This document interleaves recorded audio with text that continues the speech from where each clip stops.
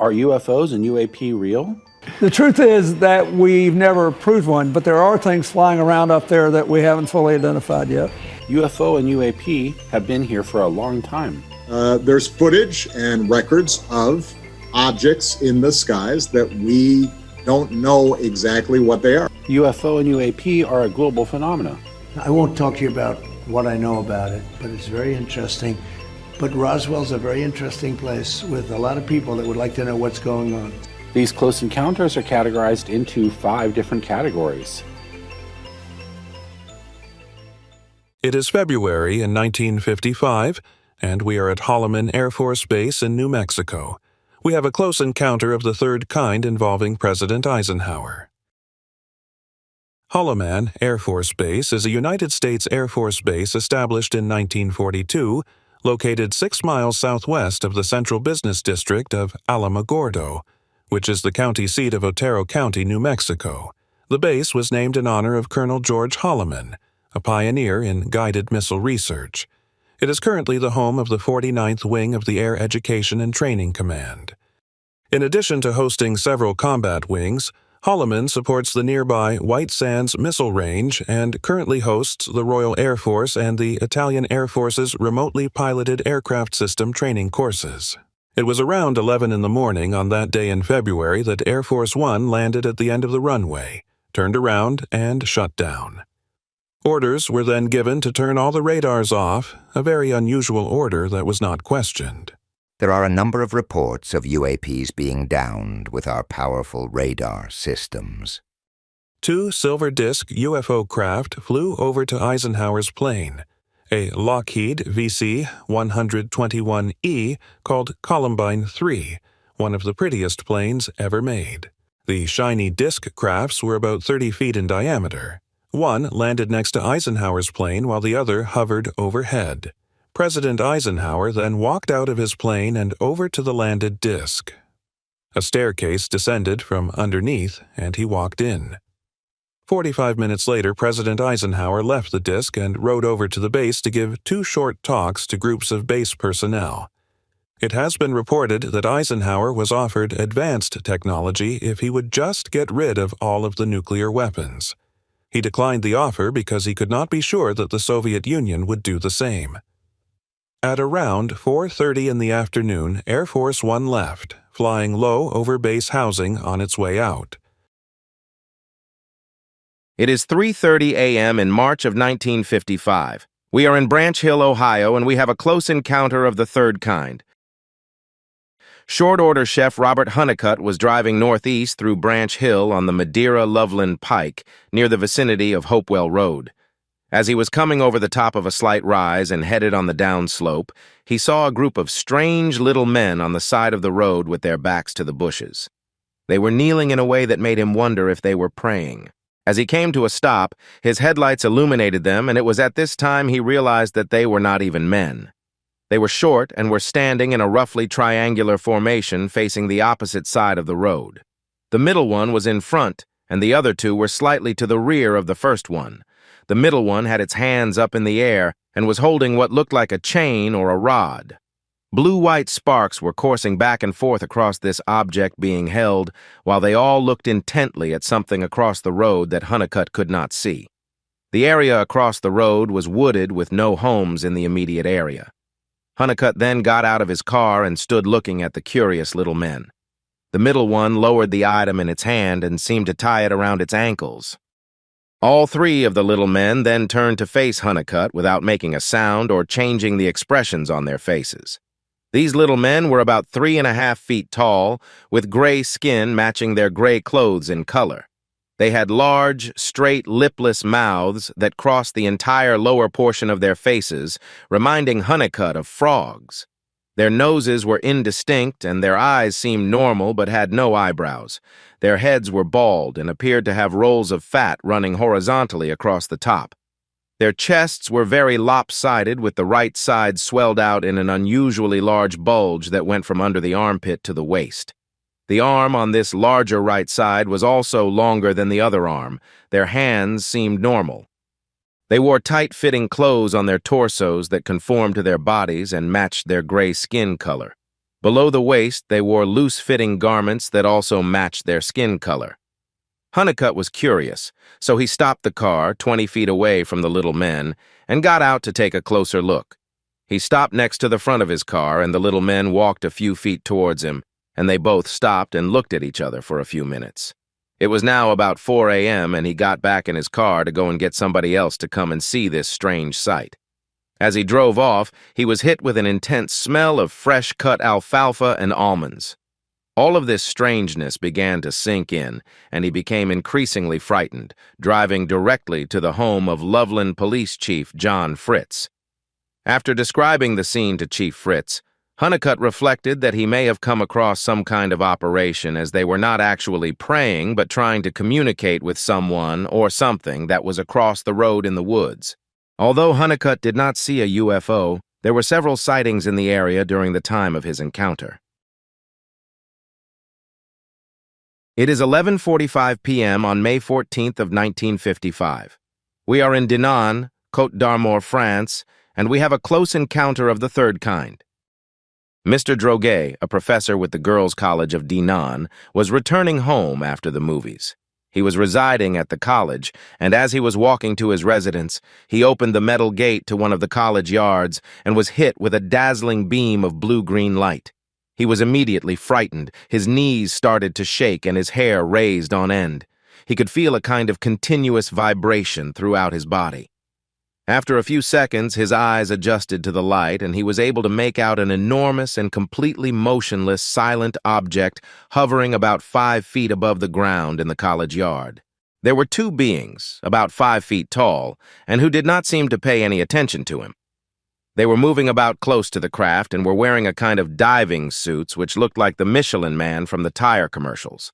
The suits included very bulky helmets and gloves, and all were a uniform metallic gray color. On their bellies, they carried a black box from which many wires came out.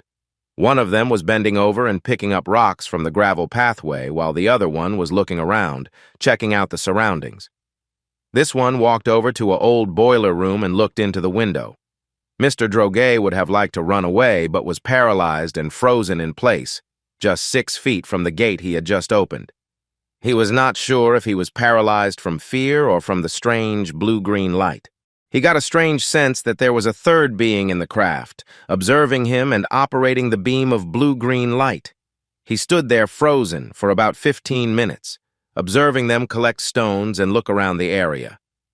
They finally finished up with what they were doing and headed back to the craft.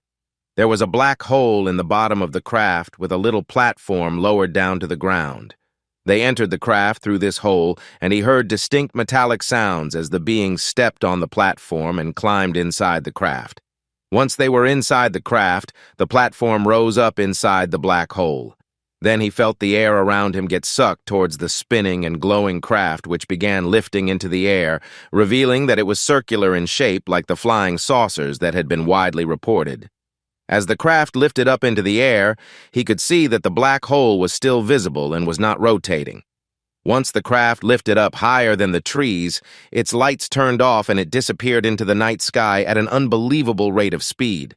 Mr. Droguet could now move and rushed home as fast as he could run. This was just one of many cases reported in France in 1955.